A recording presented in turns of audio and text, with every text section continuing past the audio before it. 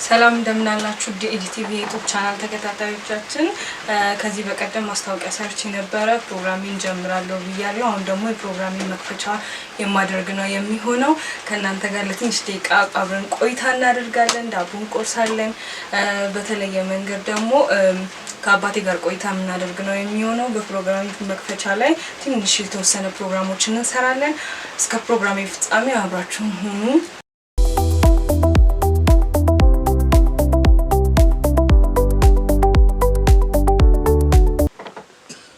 አሁን ደግሞ ከኔ ጋር ዳቦ እንቆርሳለን። እስቲ አብረን እንቆርስ ዳቦውን።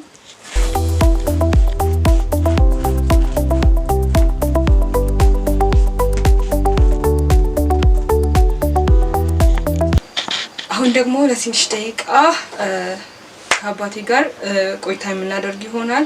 በፕሮግራሚንግ መክፈቻዎች ለወጣቶች አሪፍ ነው፣ ደስ ይላል፣ ወይንም ደግሞ ወጣቶችን ከነበሩበት ቦታ ይመልሳል ብዬ የማስበውን ጥያቄና መልስ አብረን እናደርጋለን። ቆይታችሁ ከኛ ጋር ይሁን።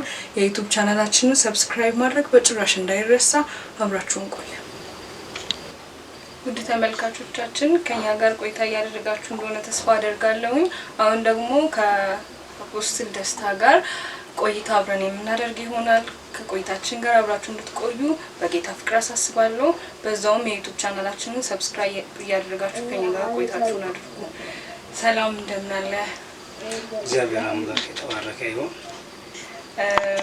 ከኔ ጋር አሁን የፕሮግራሚንግ መክፈቻ ምክንያት በማድረግ አብረን ቆይታ እናደርጋለን። ስለተለያዩ ነገሮች አብረን እናወራለን።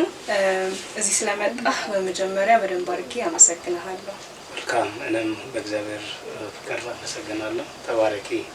ስለጋበዝሽኝ እንግዳ አድርገሽ በጣም አመሰግናለሁ።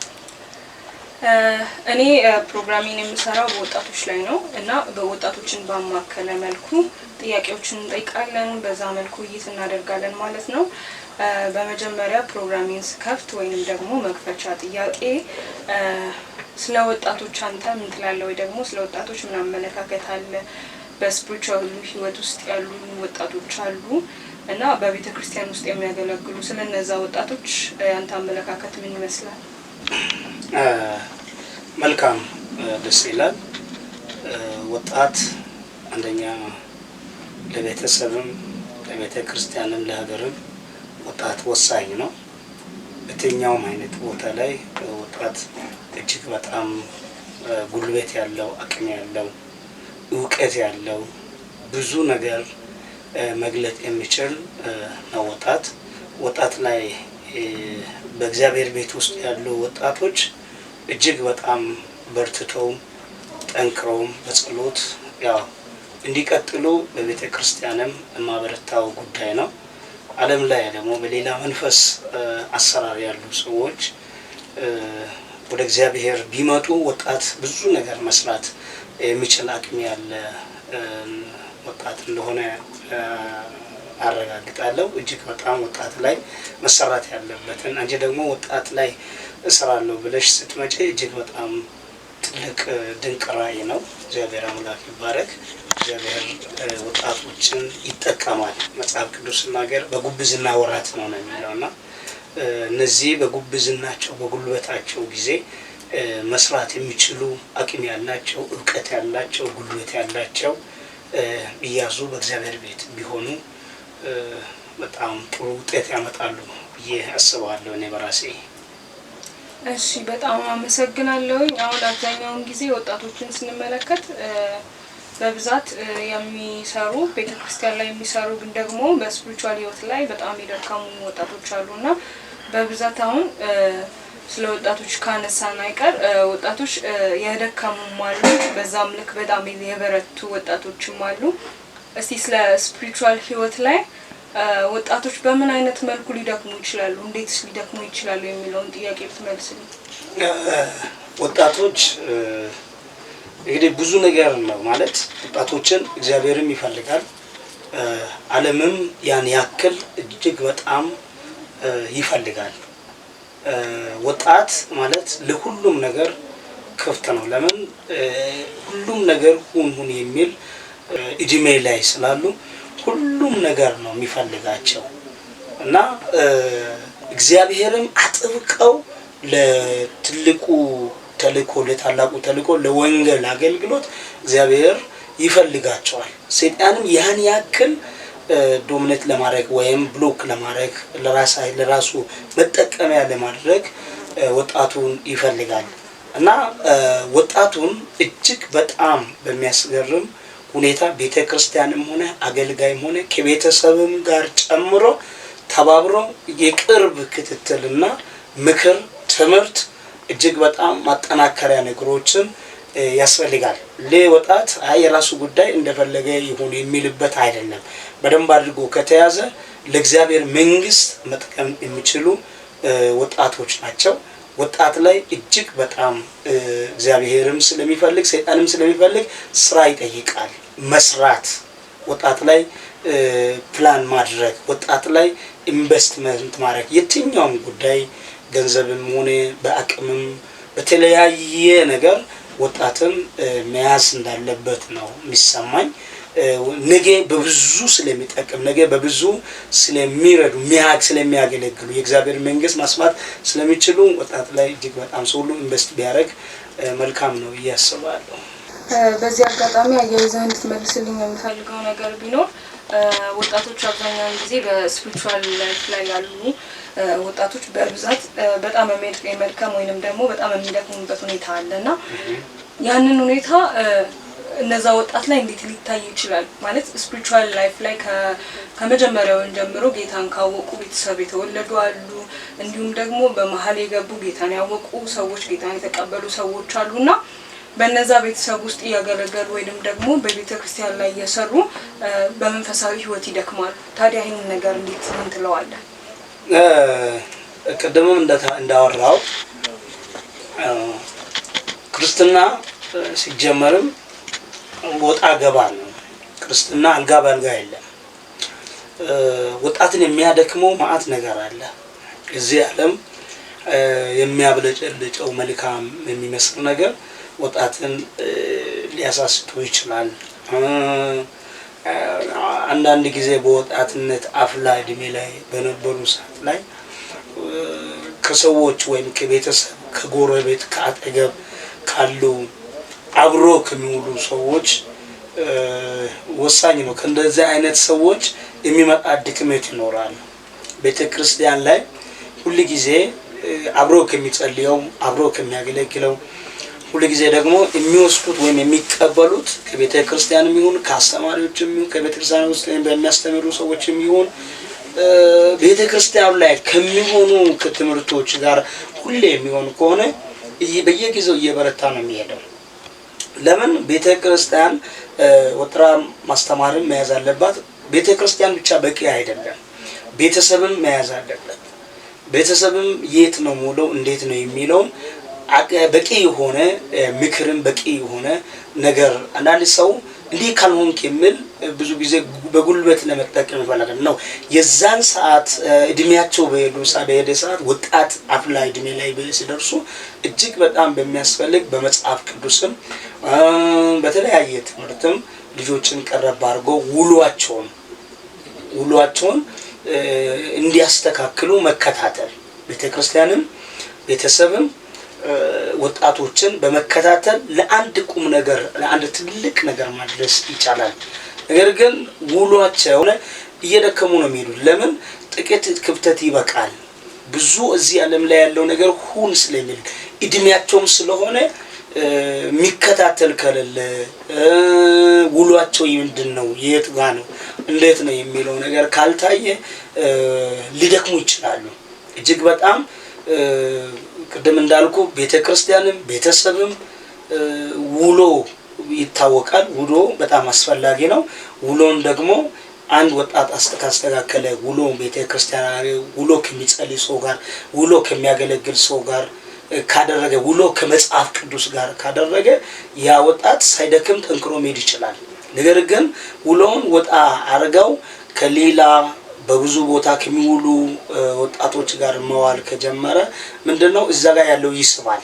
ለማግኘት ነው የሚስበው ወደዛኛው ዓለም ኢየሱስ እዚህ ጋር እንደሚፈልገው ያም ዓለም እየሳበ ይመጣል። ስለዚህ እኔ የሚመስለኝ አንደኛ ውሏቸውን ከመጽሐፍ ቅዱስ ጋር ቢያደርጉ፣ ሁለተኛ ቤተክርስቲያንም ቢከታተልና ቢያስተምር ቤተሰብም ልክ ያንን በቂ ነው ብሎ ሳይተው በየጊዜው ቢከታተልና ውሏቸውን ቢያይ ወጣቶች እጅግ በጣም ከድካምም ይተርፋሉ። ባይዙ ይሄንን ሰለሽ ድካም እንግዲህ ክርስትና ህይወት ላይ ድካም አለ። ድካም እንዳለ ደግሞ መበረታት አለ። እንዳለ ደግሞ እንዳይጠፉ የኛ ክትትል እጅግ በጣም ወጣቶች ላይ ያስፈልጋል። ለዚህ ነው ቅድም ያልኩት ሙሉ በሙሉ የሚያስፈልግ በእውቀትም በገንዘብም በተለያየ ነገር ወጣቶች ላይ ኢንቨስት ብናደርግ ላይ ደክሞም ሊበረቱ ሊጠነክሩ ይችላል የሚል ሐሳብ አለኝ። እሺ በጣም ነው ማመሰግነው። ውድ ተመልካቾቻችን ከኛ ጋር ያለው ቆይታ አሪፍ እንደሆነ ተስፋ አደርጋለሁኝ። እናንተስ ተመልካቾችስ ስለወጣት ምን ይላሉ የሚለውን ነገር ሐሳብ አስተያየቶቻችሁን በኮሜንት ላይ ማስቀመጥ ትችላላችሁ። ይሄ ቢጨመር ይሄ ቢቀነስ የሚለውንም ሐሳብ ማስቀመጥ ትችላላችሁ። ካፍታ ቆይታ በኋላ ተመልሰን እንመጣለን።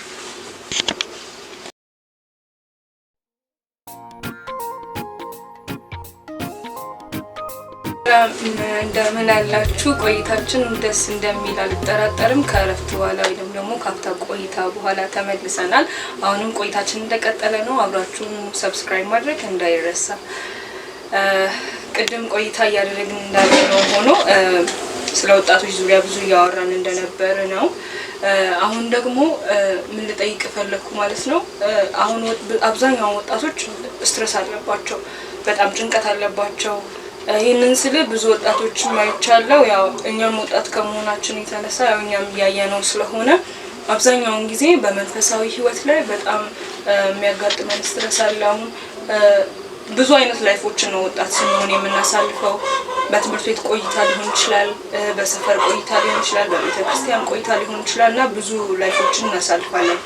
ከዛ የተነሳ በጭንቀት ምክንያት ሰው በመንፈሳዊ ህይወት ዝቅ ሊል ይችላል ወይንም ደግሞ መንፈሳዊ ህይወቱ እየቀነሰ ሊሄድ ይችላል። እስቲ በዚህ ሁኔታ ሳንተ ምን ትላለህ? እማ ትክክል ነው። ብዙ ነገር የሚያስጨንቃቸው ቅድም እንዳልኩት የሚፈልገው ወይም የሚያስጨንቃቸው ብዙ ነገር ይኖራል እና የሚያስጨንቅ እንዳለ ሆኖ እነዚህ ወጣቶችን ባቀረብን ቁጥር ከሚያስጨንቅ ቅድም ካልሹ ከአእምሮ ጭንቀት ለምሳሌ አንድ ሰው በጣም የተጨነቀ እንትን የሚለውን ሰው ያው መንፈስም ይፈልጋል ብያለሁ ቅድም። የዓለሙን መንፈስ ይፈልጋል፣ ራሱ የሆነ ጭንቀትም ይኖራል። እነዚህ ወጣቶችን እንደኔ የትኛውም ከነሱ ጋር የሚገናኝ በመንፈሳዊ ዓለም ውስጥ ያሉ ሰዎች ማቅረብ እና እነዚህ ልጆችን እጅግ በጣም ሰፖርት ማድረግ ማለት ጭንቀት ዝም ብሎ አይደለም የሚመጣው። ማድረግ የሚችሉ እየቻሉ ባለማድረጋቸውም ይጨነቃሉ ወጣቶች። ማለት አቅም እያለ ማድረግ አቅም፣ መስራት አቅም፣ በጣም ብዙ ነገር አቅም እያለ ባለማድረጋቸውም ይጨነቃሉ። ያን ያክል በተጨነቁ ጊዜ ደግሞ መንፈስ ይፈልጋል። እነዚህ ወጣቶችን እንደኔ ማንኛውም በመንፈሳዊ ዓለም ላይ ያለ ቤተክርስቲያን መሪም ፓስተሮችም የትኛውም መንፈሳዊ የሆኑ ሰዎች ወጣትን ከራሱ ጋር ወደ ራሱ ማስጠጋት ግዴታ ነው። ከዛ ለማስመለጥ ከዛ እንትን ለማድረግ ለነዚህ ለወጣቶች ቅርብ መሆን ማለት እጅግ በጣም ቅርብ መሆን አስፈላጊ ነው ያስባለሁ። መቀረፍ የሚችለው ነገር ስንቀርብ ነው። አንድ ሰው ጋር ካልቀረበ የአንድ ሰው ጭንቀት ምን እንደሆነ አያውቅም። የወጣቶች ፍላጎታቸው ምንድነው? የሚፈልጉት ማድረግ የሚፈልጉት ምንድነው የሚያስጨንቃቸው? አብዛኛው ጊዜ ሰው ቦታ ካለ መስጠት የተነሳ ብዙ ነገር መሆን ይችላል። አንድ ወጣት እጅግ በጣም እንዳልሽው በጣም ከባድ ዲፕሬሽን ውስጥ መግባት ይችላሉ ስንቀርበው። ነገር ግን የዛ ሰው ችግር ስንጋራ ወይም ስናዋራ ምንድነው የሚለውን አብረህ እዛ ሰው ጋር ስትካፈል ያንን ጭንቀት የመርሳት እንትን አለውና ወጣት ጋር መቅረብ ብዙ ጊዜ አስፈላጊ ነው። አብዛኛው በዚህ በኢትዮጵያ ቤተክርስቲያን ላይ የማይታየው ወጣት ቦታ የለውም። ወጣት ቦታ አለመስጠት እንትን አለና ፓስተሩም ቢሆን ሌሎችም ቢሆን ወጣት ላይ መስራት የሚገባውን ቤተሰብም ስትል ነው። ቤተሰብ ራሱ እንደ ጓደኛም እንደ አባትም እንደ ልጅና አባትም ቀረብ ብለው ያሉ ነገሮችን ዲስከስ ማድረግ ያለበትን መጠየቅ፣ መጋራት፣ መሆን ያለበትን መንገድ ማሳየት፣ ነገ ሄዶ ትልቅ ደረጃ ላይ እንዲደርስ መንገዶችን ማሳየት ግዴታ ነው። እንደዛ በማድረግ በመቅረብ ያንን የሚመጣውን ዲፕሬሽን እንትን ማድረግ ይቻላል፣ መቅረብ ይቻላል ብዬ አስባለሁ። ብዙ ጊዜ የፈለገ ነገር ይሁን ያድርግ አብዛኛው በእኛ በዚህ በኢትዮጵያ አባቶችን 18 ዓመት ሞልቷል የራሱ ጉዳይ የሚል ነገር አለ እና አንድ ሰው ጭንቀት ያለው ሰው ቀረብ ስትይ ወደ ትልቁም ነገር ይሄ ልጅ የሀገር መሪ ሊሆን ይችላል፣ ፓስተር ሊሆን ይችላል፣ እጅግ በጣም ህዝብን የሚመራ ሰው ሊሆን ይችላል። አሁኑኑ ቀርበን ያንን ችግር ቀርፈን ቀጣይ ላለው መንገድ ካላሳየ ነው እጅግ በጣም ከባድ ነው የሚሆነው። እንደኔ የሚመለከተው አካል ወደዚህኛው አካል ወደ ወጣቱ ቀረብ ብልና ያለውን ችግሩን ቢሰማ ቢጋራ ቀጣይ ላለው ምን ማድረግ አለብን የሚለው ፕላን ቢያረግ መልካም ብዬ አስባለሁ። ያ የሚመጣውም ነገር ሊቀርብ ይችላል ማለት አንድ ከዚህ የሚመጣውን የሚጋራው ሰው ያንን ሐሳብ እየተጨነቀ ያለው ወይም በጣም እንትን እያደረገ ያለውን ነገር ቀርቦ በሰማ ቁጥር ያ ሰው ምንድነው የሚሆነው ለካስ የሚሰማ ሰው አለ በሚለው ያለውን ጭንቀት ሊቀንስ ይችላል። ቀጣይ ደግሞ እንደዚህ ትሆናለህ ሲባል ሞር ወደ መስመር ሊገባ ይችላል። እኔ እንደነ የሚመለከተው የትኛውም አካል ወደ ወጣቱ ቀረብ ብል አብዛኛው ወጣት ና እንጂ ወደ ወጣቱ የሚቀርብ ሰው የለም።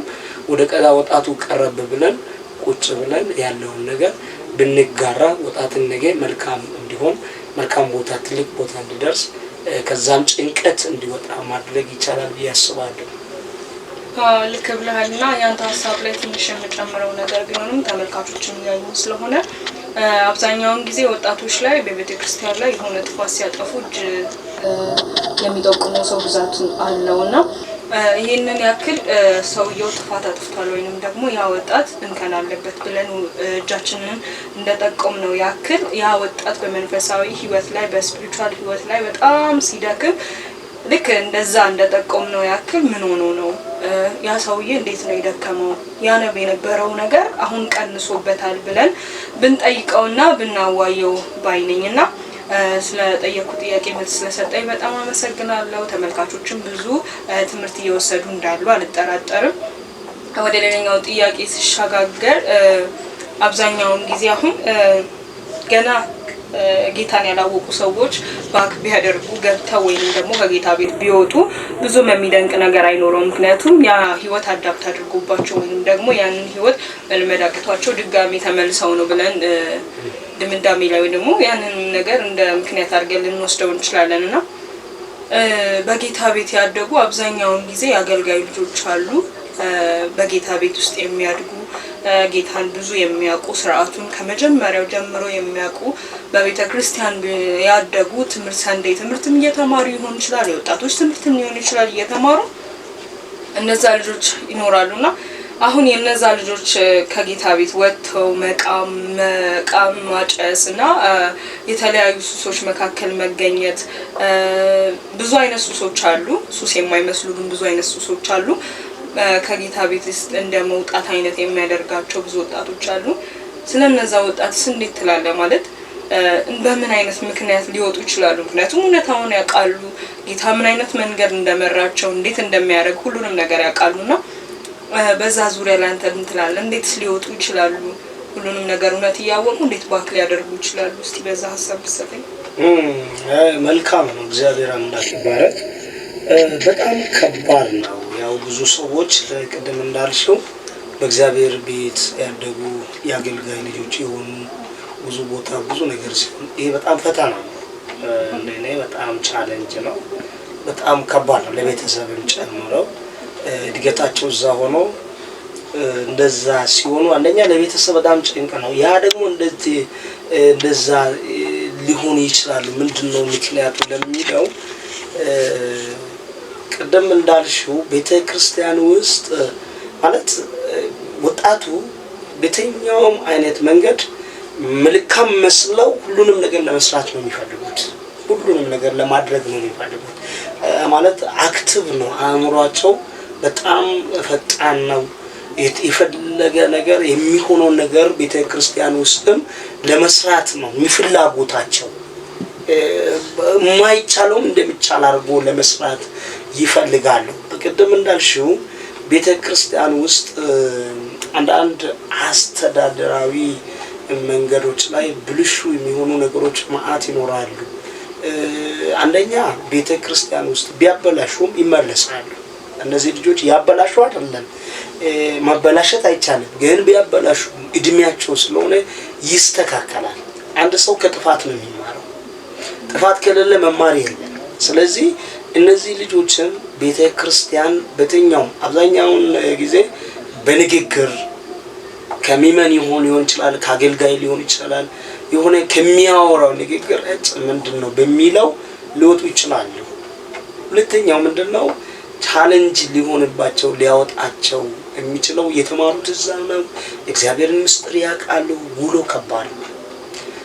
ውሎ ከባድ ነው። ለምሳሌ ያለፈውን ጎዳና ወይም ቀደም የቆየንኩትን ቦታ ያደረኩትን ወይም ቻሌንጅ ወይም ያደረኩት ያለፍኩት መልካም ነገር ከሚመጣው ዘመን ወይ በሚመጣው ቀን ላይ ሌላ አዲስ ነገር ነው የሚጠብቀው እንጂ ያኛውን ልያው ብዬ አላየም። አብዛኛውን ምን በእግዚአብሔር ቤት የቆዩ ወይም ያደጉ ልጆች ዓለምን አያውቁም።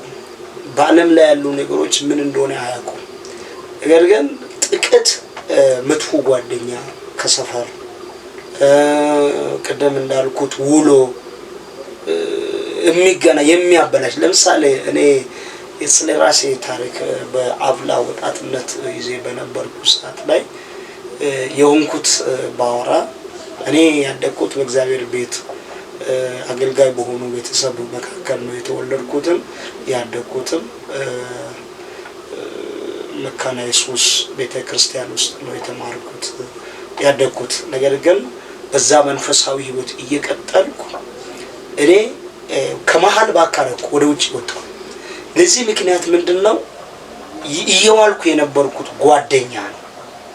ይሄ መጠጣት መቃም ማጨስ የሚለው ላይ ሲመጣ ስጠይቅ ኦሬዲ የኔን ህይወት ነው የሚመስለውና በእግዚአብሔር ቤት አድጌ ሰንደይ ስኩል ተምሬ ምን ብዬ እዛው ያደግኩት እኔ ውሎ አልኩ ቀደም ከሌላ ከሚያጨስ ወይም ከእምነቱ ጋር ጠንካራ ግንኙነት ከሌለ ጓደኛ ጋር ተገናኘው ናበል እንግዲህ እንጠጣ ማክ እንደዚህ እንሆን የሚለውን ማለት ልብም ይፈልጋል ማለት ወጣት ስለሆንን ይገፋል።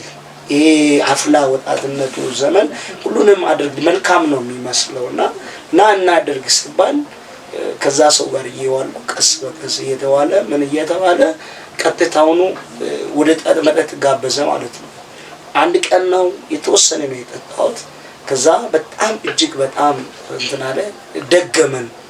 ከዛ ቅርጽ ለማስያዝ እስከሆነ ዘንድ መጀመሪያው በርትተሽ ጠንክረሽ ብትሰሪ ውጤታማ ትሆኛለሽ፣ ብዙ ወጣቶችም ጋር መድረስ ትችያለሽ፣ በርቺ። ደግሞ ሌላኛው እዚህ ፕሮግራም ላይ የሚመለከቱ ሰዎች ሆነ ወጣቶችም ባሉበት የማንንም የሰው እርዳታ እስከተወሰደ ጊዜ ነው ማንንም ሳይጠብቁ የጠራውን ክርስቶስን አይተው ጠንክረው ነገ ላለው ግብ በጣም በርትተው ከክርስቶስ ጋር ቢጣበቁ ወጣቶችን የሚሰብር ማታ አለ። የሰው አፍ ይሰብራል። የጓደኛ ቤተክርስቲያን ውስጥ ያለው አብሮ የሚጸልይ ሰው ሊሰብር ይችላል። ነገር ግን ያንን ተቋቁሞ ለሚቀጥለው ግብ እግዚአብሔር ለጠራው ዓላማ ወጣቱ ቢበረታ የሚለውን ማለት እፈልጋለሁ። ሌላኛው ደግሞ ቤተክርስቲያናችን ውስጥ ያሉ ወጣቶች ብዙ የሚላለ ባይዘይ ሰዎችን እንትን የሚያረግ ወደ ኋላ እንዲሆኑ የሚያረግ ልብን የሚመታ ማት ነገር አለ። ባሉበት በጸሎትም መጽሐፍ ቅዱስን በማንበብ ከምንም አይነት ነገር ጭምት በመሆን በመቆም እንዲቀጥሉ የሚለውን ማስተላለፍ ፈልጋለሁ። እንግዲህ አንቺንም በጣም አመሰግናለሁ ለዚህ ፕሮግራም ስለጋበዝ። ጠንክሪ። ጌታ ኢየሱስ ዘመንሽን ይባርክ። ቤት ባለቤትን፣ ልጆችን፣ ቤተክርስቲያን ውስጥ ያሉ መንፈሳዊ ልጆችን እጅግ በጣም ወዳቸዋለሁ። ላመሰግን ፈልጋለሁ። በዚህ ላይ እኛ ጋር አሁን ቤተክርስቲያን ላይ አብዛኛው ወጣት ነው የምናየው። አብላ ጉልበት ላይ ያለ ኩን የሚሉ ናቸው። ነገር ግን ራሳነታቸው ጉልበታቸውን በመግዛት ዝቅ ብሎ እግዚአብሔርን በማገልገል በትዩት በቅንነት እያገለገሉ ያሉ ወጣቶችን የቤተክርስቲያን ወጣቶችን ማመስገን ፈልጋለሁ። ልጄ አብንም እግዚአብሔር አምላክ ይባርኪ። ላመሰግን ልጄ አርባ ምንጭ ያለችውንም ሞል መንፈሳዊ ሰዎችን ላመሰግን ወዳለሁ። እግዚአብሔር አምላክ ዘመናችሁን ይባርክላለሁ። አንቺ ደግሞ በርቺ፣ ተባረኪ። ላመሰግን ወዳለሁ። ተባረኪ። አሜን። ወደ ተመልካቾቻችን እስካሁን ያደረግነው ቆይታ ይህንን ይመስል ነበረ። ወጣቶች በያላችሁበት ኋላችን እንዲጎትተን የማንፈቅድ የፊታችንን የምናይ እኛ ጀግኖች ነን። መስራትም አለብን። በቤተክርስቲያናችን ቆይተን እግዚአብሔርን የሚያስደስት ስራዎችን የምንሰራ ሰዎች ነን። ካደረግነው ቆይታ ጥሩ ትምህርት እንደወሰዳችሁ አልጠራጠርም። ምክንያቱም ይሄ ጅማሬያችን ነው፣ ፍጻሜያችን ከጌታ ጋር ነው። ሀሳብ አስተያየቶቻችሁን በኮሜንት ላይ አድርጉ። የሚጨመር የሚቀነስ ሀሳብ ካላችሁም በኮሜንት ላይ አሳውቁን። እንዲሁም ደግሞ ለውጣችሁን ማድረግ የምትፈልጉትን ወይም ደግሞ ይሄ ጥያቄ ቢነሳ ይሄ ጥያቄ ይረብሸናል፣ ይሄ በዚህ ጥያቄ ውይይት ብታደርጉ በዚህ ልክ ልመለስ ይችላል የምትሉ ወጣቶች ኮሜንት ላይ አስቀምጡልን። እንዲሁም ደግሞ ሰፖርት ማድረግ የምትችሉ ሰፖርት ማድረግ ትችላላችሁ። በሌላ ቀን ወይም በሌላ ሳምንት ከሌላ እንግዳ ጋር እንቀርባለን። ቸር ሰንብቱ።